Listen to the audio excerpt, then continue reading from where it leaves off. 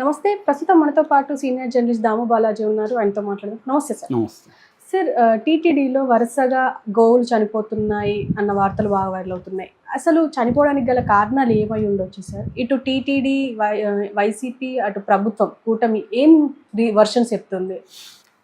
యాక్చువల్గా ఇదేంటంటే ఇప్పుడు మెల్లగా ఈ వివాదం స్టార్ట్ అయ్యి రాను రాను పెద్దదైంది. నిన్నంతా కూడా భూమన కరుణాకర్ రెడ్డి తిరుపతిలో ఆయన నేల మీద పడుకొని నిరసన తెలియజేయడం, ఎందుకంటే ఆయన్ని అలో చేయట్లేదు పరిశీలించడానికని. అట్లాగే రోజా కూడా అక్కడ వెళ్ళి కూర్చొని చాలా వివాదాస్పదమైన కామెంట్లు చేసింది. అట్లాగే పవన్ కళ్యాణ్ కూడా సందర్శించడానికి బయలుదేరి ఆయనకి ఆరోగ్యం బాగాలేక మళ్ళీ విరమించుకున్నట్టుగా వార్తలు వచ్చాయి.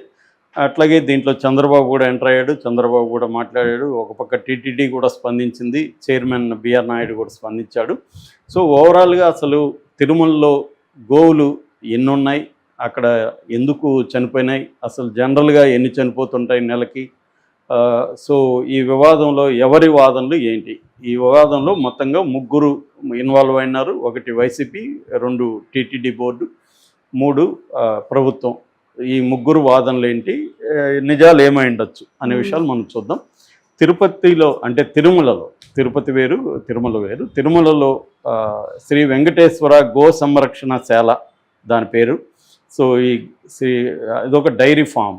దీంట్లో 2016 నాటికి 2500 ఆవులు, అంటే గోవులు కావచ్చు ఆవులు కావచ్చు, నాకు అలవాటు ఆవులు కాబట్టి నేను ఆవులు అంటాను. సో ఆవులు ఉన్నాయి. అందులో 1800 దేశీయ ఆవులు. దేశీయ ఆవుల్లో గిర్ జాతికి చెందినవి, తర్వాత సహీవాలు, రెడ్ సింధి, పొంగనూరు, ఒంగోలు, ఈ 4 రకాలవి ఎక్కువ ఉన్నాయి. మిగతావి మిక్స్డ్ అనమాట. సో ప్రజెంట్ అయితే టీటీడీ చెబుతున్న లెక్కల ప్రకారం 1768 ఆవులు ప్రజెంట్ ఉన్నాయి. ఈ 1768 ఆవుల్లో గత 3 నెలల్లో 100 చనిపోయినాయి అనేది వైసీపీ ఆరోపణ.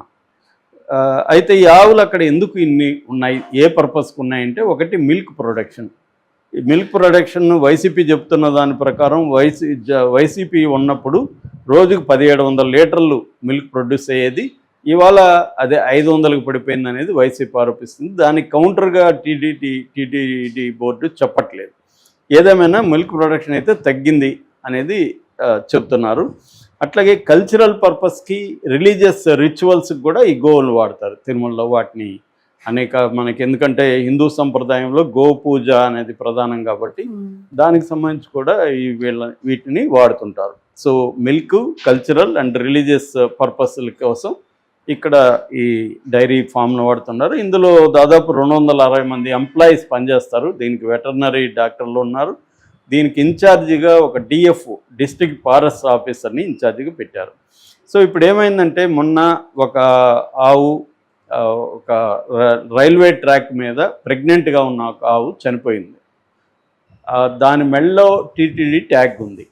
సో ఇది ఎందుకు ఇక్కడికి వచ్చి చనిపోయింది, రైల్వే ట్రాక్ దగ్గరకు వచ్చి ఎలా చనిపోయింది, దీంట్లో క్లియర్గా నెగ్లిజెన్స్ ఉంది, దీని వెనుక టీటీడీ బోర్డు బాధ్యత వహించాలి అనేది వైసీపీ వాళ్ళు దీన్ని గొడవ చేయడం మొదలుపెట్టారు.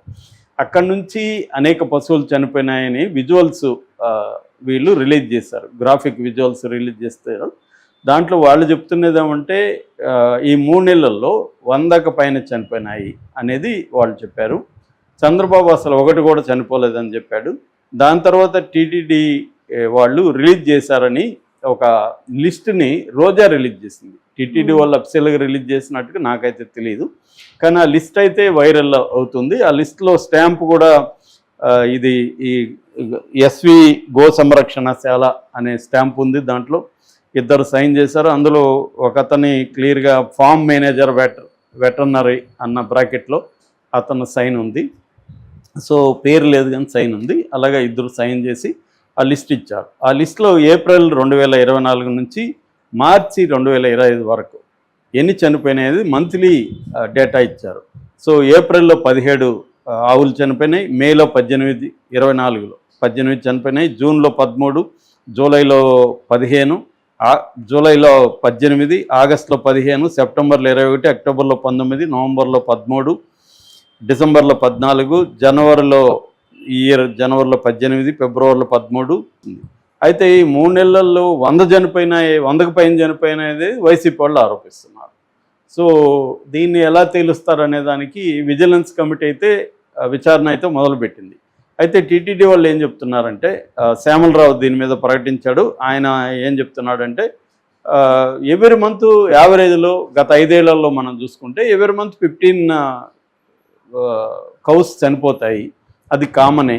అట్ ద సేమ్ టైం మరి పుడతా కూడా ఉంటాయి. ఫర్ ఎగ్జాంపుల్ ఈ 3 నెలల్లో 43 చనిపోతే 59 పుట్టాయి. కాబట్టి బర్త్ రేటే ఎక్కువ ఉంది డెత్ రేట్ కంటే. రెండోది, ఇది ఓవరాల్గా 1768 ఈ కౌస్లో 43 3 నెలల్లో చనిపోయినాయంటే, లేదా ఓవరాల్గా ఇయర్లో 191 చనిపోయినాయి. నేను ఇందాక చెప్పిన లిస్ట్ మొత్తం మనం కూడితే 191 సంవత్సరానికి చనిపోయినాయంటే ఇది 0.85% ఉంది. నేషనల్ యాన్యువల్ యావరేజ్, నేషనల్లో పెద్ద పెద్ద డైరీ ఫార్మ్స్లో డెత్ రేట్ చూస్తే మనకి 5 నుంచి 10% డెత్ రేట్ ఉంటుంది. సో ఆ రకంగా తీసుకున్నప్పుడు ఇది తక్కువే కదా అనేది వాళ్ళు అంటున్నారు. సో ఎవరు టీటీడీ వాళ్ళు సపోర్ట్ అంటే ఇవి నేచురల్గా చనిపోయేది, ఏజ్ అయిపోయి చనిపోయింది, కొంచెం హెల్త్ ఇష్యూస్ వల్ల చనిపోతాయి.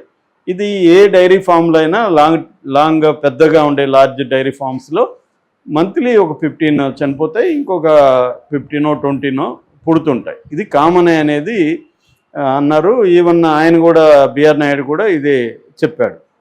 అయితే వీళ్ళు ఏం చెప్తున్నారంటే, మేము ఉన్నప్పుడు దాదాపు 500 రకాల దేశీయ ఆవుల్ని మేము ఇంట్రడ్యూస్ చేశాము, కరుణాకర్ రెడ్డి చెప్తున్నారు భూమన.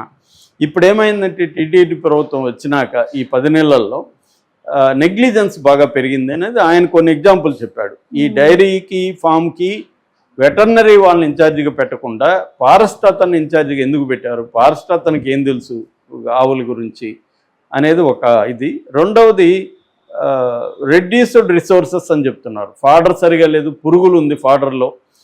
తర్వాత ఇన్ఫ్రాస్ట్రక్చర్ సరిగా లేదు, శానిటేషన్ అసలు బాగాలేదు. తర్వాత ఎక్స్పైర్డ్ డ్రగ్స్ వాడుతున్నారు, ఎక్స్పైర్ అయిపోయిన డ్రగ్స్ వాడుతున్నారు అనేది వీళ్ళు ప్రధానంగా ఆరోపిస్తున్నారు. అందుకనే ఇవి ఎక్కువ చనిపోతున్నాయి. వీళ్ళు చెప్పిన దానికంటే ఎక్కువ చనిపోయినాయి, 100 పైన చనిపోయినాయి. వీళ్ళు అబద్ధాలు చెప్తున్నారు. ఫస్ట్ టైం అసలు ఒకటి కూడా చనిపోలేదని చంద్రబాబు అన్నాడు. ఇప్పుడే టీటీడీ అఫ్సెల్గా 43 చనిపోయినాయి 3 నెలలు అంటున్నారు అనేది వీళ్ళు ఆరోపిస్తున్నారు.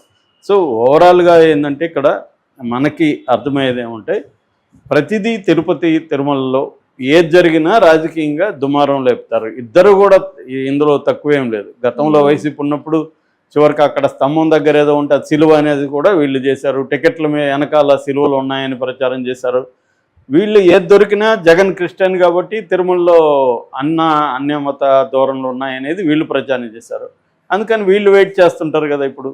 సో తెలుగుదేశం ప్రభుత్వం వచ్చినాక ఆ మధ్య లిక్కర్ దొరికిందని, మాంసం దొరికిందని విజువల్స్ వచ్చాయి, పోలీసులు తీసుకున్నారు, అది ప్రచారం చేశారు వీళ్ళు.